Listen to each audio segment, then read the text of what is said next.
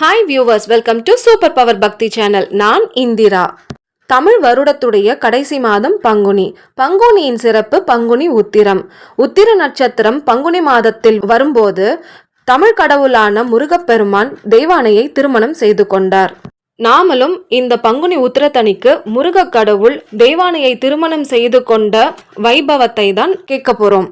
இந்த வைபவத்தை நம்ம காதால கேட்கும்போது நாமளும் ஆத்மார்த்தமா கிளம்பி திருப்பரங்குன்றம் போய் அந்த திருமண வைபவத்துல கலந்துக்கிட்டு நம்ம கண்கள் மூலமா முருகப்பெருமான் தெய்வானையை திருமணம் செய்து கொள்ளும் காட்சியை கண்டு ரசிப்போம். வாருங்கள். நம்ம எல்லோருக்குமே தெரியும், தேவர்களை சிறை வைத்து சூரபத்மன் என்ற அரசன் அவர்களுக்கு கொடுமைகளை செய்து கொண்டிருந்தான். இந்த சூரபத்மன் என்ற அரக்கனிடமிருந்து தேவர்களை காப்பாற்ற சூரபத்மனுக்கும் முருகப்பெருமானுக்கும் நடுவுல நடந்த யுத்தத்துல முருகப்பெருமான் சூரபத்மனை வெற்றி கொண்டார். இந்த யுத்தம் திருச்செந்தூர்ல நடந்து முடியுது. யுத்தம் முடிந்ததுக்கு அப்புறம் எல்லோருமே கிளம்பி திருப்பரங்குன்றம் வந்து சேர்கின்றனர்.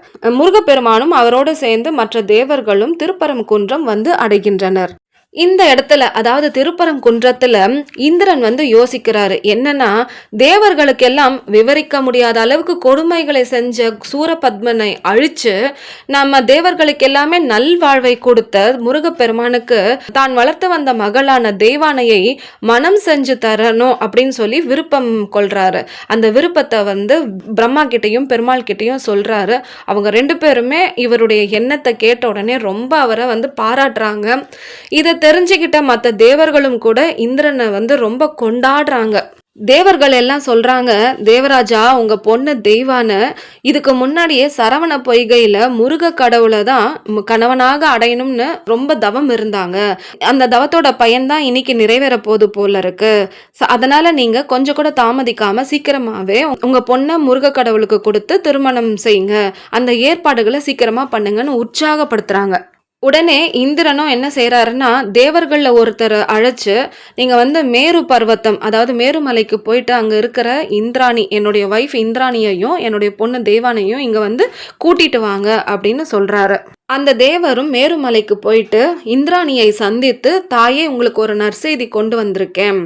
தேவர்களை துன்புறுத்தின சூரபத்மனை முருகப்பெருமான் அழித்து விட்டார். அது மட்டும் இல்லாம சிறையில் வைக்கப்பட்டிருந்த எல்லா தேவர்களையும் வந்து விடுவித்து விட்டார். அதனால உங்க திருக்குமாரர் ஜெயந்தனும் சிறையிலிருந்து வெளியில வந்துட்டாரு.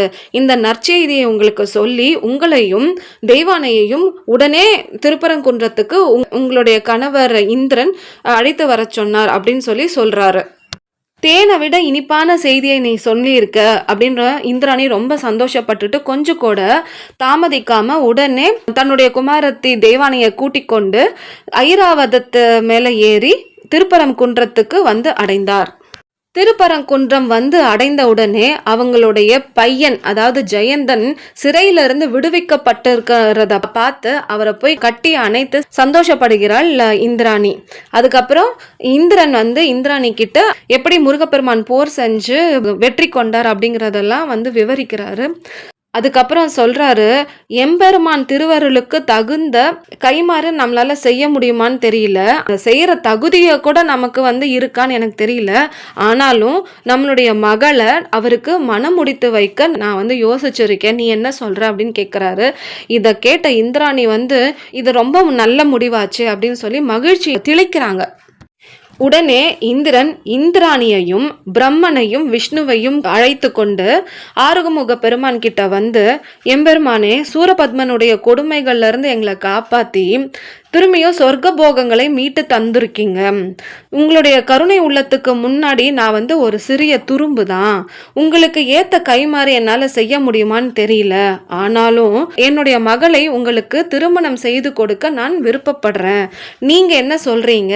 இதை கேட்ட உடனே முருகப்பெருமான் வந்து ரொம்ப மெல்லிசா புன்னகை செய்கிறார். புன்னகை செய்துவிட்டு சொல்றாரு, இந்திரா, உன்னுடைய விருப்பத்தை மகிழ்ச்சியோடு நிறைவேற்றி வைப்பேன். ஏன்னா இதுக்கு முன்னாடியே தெய்வானை வந்து என்ன திருமணம் செய்து கொள்ளணும்னு ஆசைப்பட்டு சரவண பொய்கையில தவம் செய்து கொண்டிருந்தாள். அதனால அவளுடைய தவத்தின் பலனாக நான் அவளை மணந்து கொள்வேன், ஏற்பாடுகளை செய்யுங்க அப்படின்னு சொல்லி அனுகிரகிக்கிறாரு. இந்திரனுக்கு அளவற்ற மகிழ்ச்சி. உடனே விஸ்வகர்மாவை அழைத்து திருமண ஏற்பாடுகளை செய்ய சொல்றாரு. திருப்பரங்குன்றத்தை அலங்கரிக்க சொல்றாரு. விஸ்வகர்மாவும் திருமண ஏற்பாடுகளை எல்லாம் திருப்பரங்குன்றத்துல அமோகமா செய்து முடிக்கிறாரு. அந்த திருமண ஏற்பாடுகள் எப்படி இருந்ததுன்னா, அழகிய மண்டபங்கள் அமைக்கப்பட்டன. அங்கங்க வீதிகள்ல தோரணங்கள் அசைந்தபடியே எல்லாரையும் வாங்க வாங்கன்னு வரவேற்றன. நல்ல வாசமுள்ள மலர்கள் பூத்து குலுங்க சோலைகள் எல்லாமே அமைக்கப்பட்டன. அதுக்கு நடுவுல ஆனந்தமாக பொழுதை கழிக்க அழகிய மண்டபங்களும் தடாகங்களும் மலர் பந்தல்களும் அமைக்கப்பட்டன. 33 தேவர்களும் முனிவர்களும் சித்தர்களும் யக்ஷர்களும் கந்தர்வர்களும் மற்றும் உள்ளோரும் திருமண விழாவை கண்டு களிக்க மாபெரும் பந்தலை அமைத்தான். அந்த மண்டபம் முழுவதும் ஒளி சிந்தும் மணி மாலைகளாலும் தோரணங்களாலும் கொடிகளாலும் பல வண்ணச் சேலைகளாலும் அழகு செய்யப்பட்டது. பந்தலுக்கு நடுவுல நவரத்னங்களை கொண்டு இழைக்கப்பட்ட திருமண மண்டபத்தை நிர்மாணித்தான்.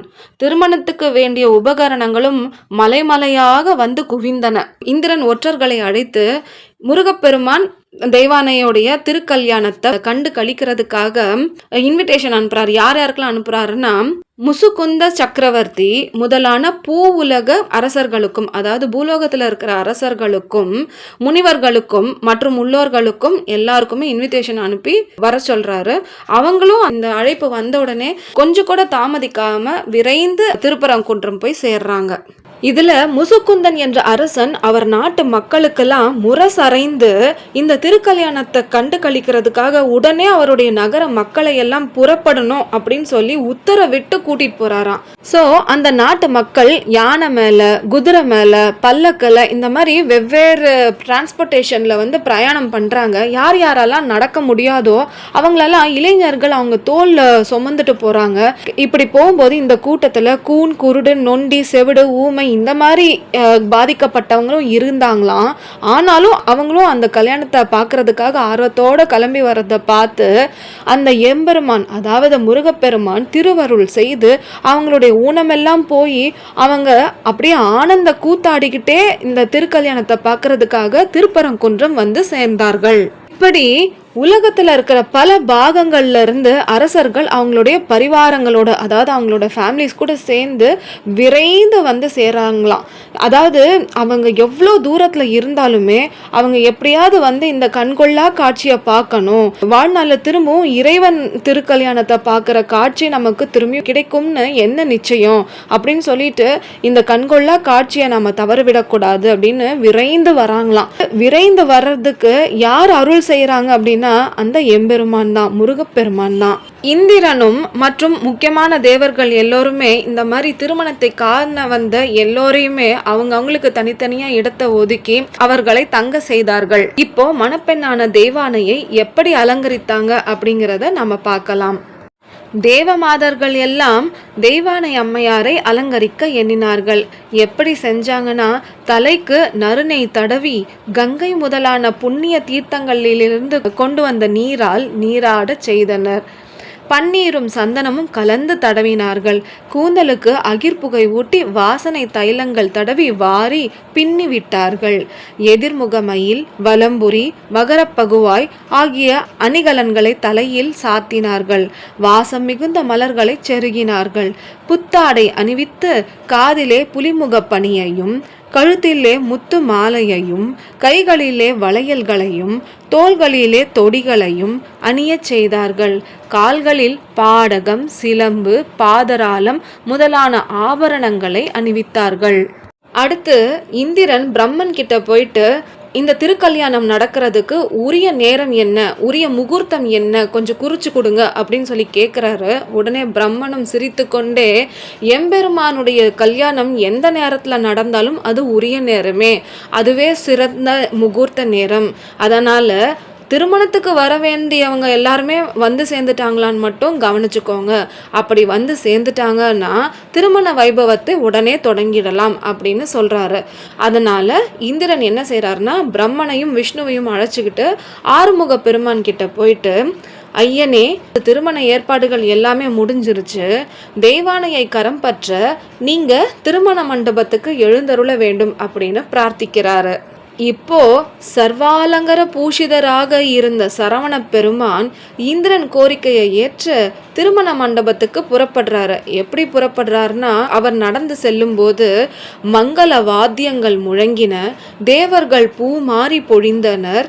சந்திரனும் சூரியனும் குமாரக்கடவுளுக்கு இரு பக்கங்களிலிருந்து வெண்கொற்ற குடைகளை பிடித்து கொண்டு வந்தனர். யமன் கையிலே உருவிய வாளுடன் காவலனாக வந்தான். கோழிக்கொடி அண்டம் அதிர ஆர்த்தது. மயில் முருகனை சுமந்து நடனமாடிக்கொண்டு வந்தது. ரம்பையர்கள் அழகிய நடனங்களை ஆடிச் சென்றனர். கந்தர்வர்கள் இன்னிசை பாடினர். முனிவர்கள் வேத வாக்கியங்களால் முருகனை புகழ்ந்து துதித்தார்கள். இவ்வளவு கோலாகலமா முருகப்பெருமான் அந்த திருப்பரங்குன்றத்துடைய அகன்ற வீதிகள்ல நடந்து சென்று திருமண மண்டபத்தை அடைந்தார். முனி பத்தினிகள் மங்கள பொருள்களை ஏந்தி வந்து முருகப்பெருமானை வரவேற்றார்கள். மக்கள் எல்லாருமே மகிழ்ச்சி ஆரவாரம் நிறைந்து இருந்தனர். அடுத்து இந்திராணி வரவேற்கின்றார். எப்படி வரவேற்கின்றார்னா, தேவமாதர்களோடு வந்து முருகப்பெருமானை வணங்கி காமதேனுவின் பாலை கொண்டு அவருடைய திருவடிகளை அலம்பி மலர்களால் அர்ச்சித்து ஆரத்தி எடுத்தாள். இந்த ஃபார்மாலிட்டிஸ்லாம் முடிஞ்சதுக்கு அப்புறம் முருகப்பெருமான் எல்லோரோடும் சேர்ந்து திருமண பந்தலுக்குள்ள நுழைஞ்சு திருமண மண்டபத்தை அடைந்தார். இப்படி திருமண மண்டபத்துக்குள்ள நுழைந்த உடனே மகனுடைய மனக்கோலத்தை கண்டு மகிழறதுக்காக ஈசனும் தேவி பார்வதியும் ரிஷப வாகனத்துல சிவகணங்கள் சூழ வந்து ஆகாயத்துல தோன்றினர். அப்போ இந்திரன், பிரம்மா, விஷ்ணு முதலானோர் எல்லோருமே அவங்களுடைய வருகையை பார்த்து ரொம்ப சந்தோஷம் அடைகிறாங்க. இந்திரன் அவங்களை நமஸ்கரித்து தோத்திரங்களால் துதித்து அவர்களை நன்றாக வரவேற்றான். அப்புறம் முருகப்பெருமான் எழுந்து தந்தையும் தாயையும் வணங்கி அவங்கள பிரதட்சணம் செய்து, அதாவது அவங்கள சுத்தி வந்து அவங்களுக்கு நமஸ்காரம் செஞ்சு அவங்களுடைய ஆசியை கோரி பணிவோடு நின்றார். ஈசனும் குமாரனை வாரி எடுத்து உச்சி முகந்து கொண்டாடினார். இந்த காட்சி கண்கொள்ளா காட்சியாக இருந்தது எல்லோருக்குமே. கரெக்டா அந்த நேரத்துல சுப வேளை நெருங்கியது. பெருமாள் இந்திரனை அழைச்சு மேற்கொண்டு காரியங்களை கவனிக்குமாறு சொல்றாரு. இந்திரனும் அவருடைய மனைவியும் அந்தப்புறத்துக்கு போய் அவங்களுடைய மகள் தெய்வானையை அழைத்து கொண்டு வருகிறார்கள். தெய்வானையின் இரு புறங்களிலும் லக்ஷ்மியும் சரஸ்வதியும் அவளை தாங்கின மாதிரி வராங்களாம். தெய்வானை இறைவனும் இறைவியும் இருக்கும் இடத்துக்கு சென்று அவங்கள நமஸ்கரித்து அவங்களுடைய ஆசீர்வாதம் பெற்று அதுக்கப்புறமா தான் திருமண மண்டபத்துக்குள்ள நுழையிறாங்க. அடுத்து இந்திரன் கன்னியாதானம் பண்றாரு. அதை எப்படி பண்றாருன்னா, இந்திராணி புண்ணிய தீர்த்தங்களை எடுத்து வந்து வாசம் மிகுந்த வேர்களோடு நீரை விட இந்திரன் சிவகுமாரனுடைய, அதாவது முருகப்பெருமானுடைய திருவடிகளை வணங்கி மலர்களால் அர்ச்சித்தான். தூப தீபங்கள் காட்டி அவருடைய திருவடிகளை தொட்டு கண்களில் ஒற்றிக் கொண்டான். அதன் பின்னர் எழுந்து பெருமானுடைய திருக்கரத்திலே மகளுடைய கரத்தை பிடித்து வைத்து, எம்பெருமானே, அடியேன் இவளை தேவரீருக்கு மனம் செய்து தந்தேன் என்று பணிவுடன் கூறினான். உடனே சரவண பெருமான், அதாவது முருகப்பெருமான் அவருடைய திருமுகம் மலர தெய்வானையின் கரம் பற்றி அவளை தன்னுடைய அருகில அழைத்து நிறுத்தி கொண்டார். பிரம்மன் வந்து அவருடைய மனதாலேயே திருமாங்கல்யத்தை உருவாக்குறாரு, முருகப்பெருமானுக்கு கொடுக்கறாரு. முருகப்பெருமானும் அதை பக்தியோட வாங்கி வேத கோஷங்கள் முழங்க தெய்வானையுடைய திருக்கழுத்துல அணிவிக்கிறாரு. மங்கள வாத்தியங்கள் எங்கும் முழங்கின. தேவர்கள் மலர்களை தம்பதியர் மீது பொழிந்தார்கள். தெய்வானையும் முருகப்பெருமானும் திருமண கோலத்துல அமர்ந்து இருக்கிற காட்சிய, அந்த அற்புத காட்சியை எல்லோருமே கண்குளிர பார்த்து மகிழ்ந்தார்கள். பிரம்மன் வந்து அக்னி வளர்த்து முருகப்பெருமானை கொண்டு விதிப்படி எல்லா சடங்குகளையும் செய்து முடிக்கிறாரு. அம்மி மிதித்து அருந்ததி தரிசனம் செய்தால் தெய்வானை.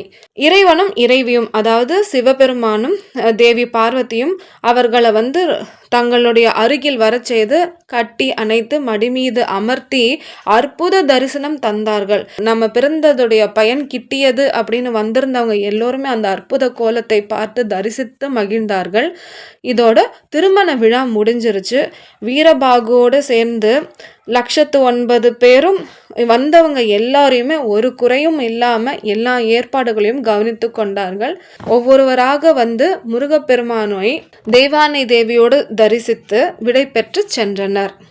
நாமளும் ஆத்மார்த்தமாக திருப்பரங்குன்றம் சென்று இப்ப நடந்த எல்லா வைபவத்தையும் அவர்களில் ஒருவராக நின்று அந்த கண்கொள்ளா காட்சி அந்த திருக்கல்யாணத்தை கண்டு களித்து மகிழ்ச்சி அடைந்தோம் என்பதில் துளி அளவும் சந்தேகம் இல்லை.